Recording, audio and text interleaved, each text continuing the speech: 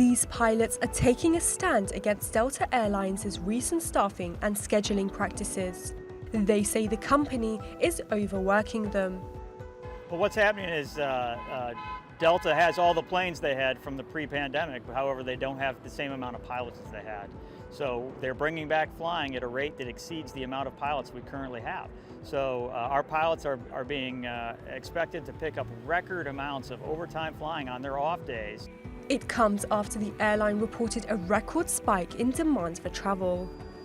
Delta says revenue recovery rose from 70% in January to 85% in March and expects the trend to continue into the second quarter. But airlines are having to cancel and reschedule flights in order to keep up with staff shortages.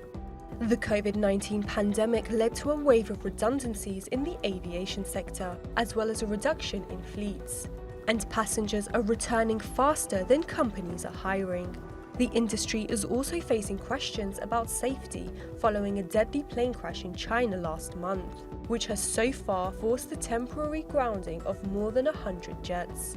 A mix of bad weather, geopolitical tensions, and rising fuel costs have also added to the problem. But none of those things are stopping travellers. In March, Heathrow, the UK's biggest airport, saw a 675% increase in passengers from a year ago.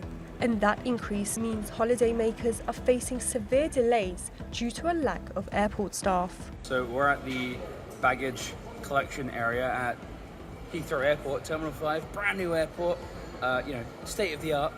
They don't know where the bags are, they don't know when the bags are coming. Airports Council International expects the world's busiest airport for international travel, Dubai, to receive more than 55 million passengers this year.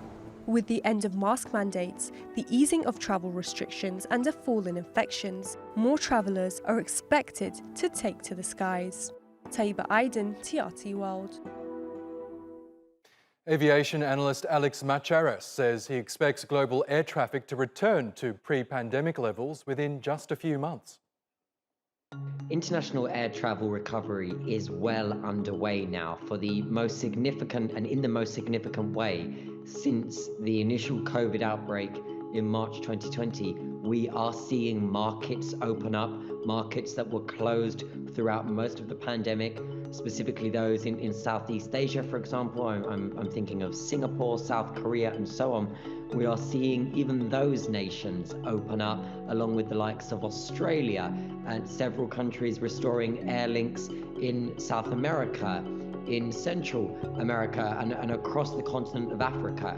Britain's hub airport, London Heathrow, this is an airport that in March saw a 675% increase compared with March 2021. We are talking immense increases in passenger numbers, in passenger movements, in flight connections. For the first time since the outbreak of COVID, in many markets, such as the European market, we are edging closer than ever before to pre-pandemic levels. We're talking about where aviation was in terms of passenger traffic before March 2020. It is estimated that over the coming months, we will actually get there. We will bypass the pre-COVID level of passenger traffic, and I would say that we are months away from hitting that pre-pandemic levels. For the last 2 years, for most people on Earth, they haven't been able to fly in the ways that they were used to. So even with the high oil price that we have, even with the warnings that air tickets, ultimately airfares, will become more expensive as the high oil price trickles down to the fare-paying passenger, airlines are not so worried about how that's going to impact their bottom line for passengers, because passengers are turning up in their droves to fly again. You have hundreds of thousands of passengers in each market that have vouchers that have been ultimately sitting in their emails and inboxes for the last 2 years that they're finally able to use. You have passengers who've been separated from families and relatives. You have conferences getting underway for the first time in over 2 years. There are markets and areas of the world that people would, frequently visit for leisure or for business that are finally open again, where more passengers are traveling than at any other time in the pandemic. But that is paired up with that concern as to whether or not the industry is going to be able to cope with this. But if we're speaking about the trajectories, it is on the increase everywhere, and that is only expected to climb as we move into the Northern Hemisphere summer. So the aviation sector globally is now short of staff, and it is for a variety of reasons. Primarily, it is because of that mass load, that wave of redundancies that we saw initiated after March 2020.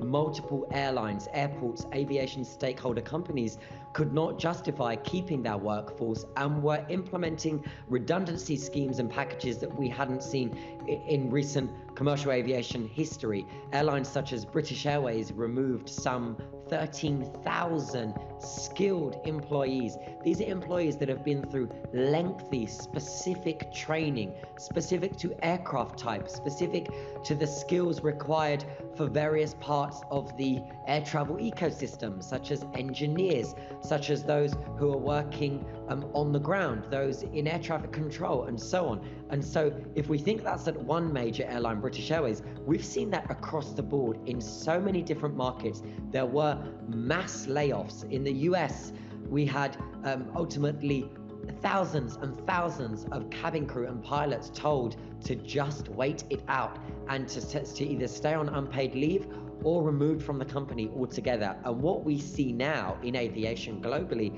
is this perfect storm.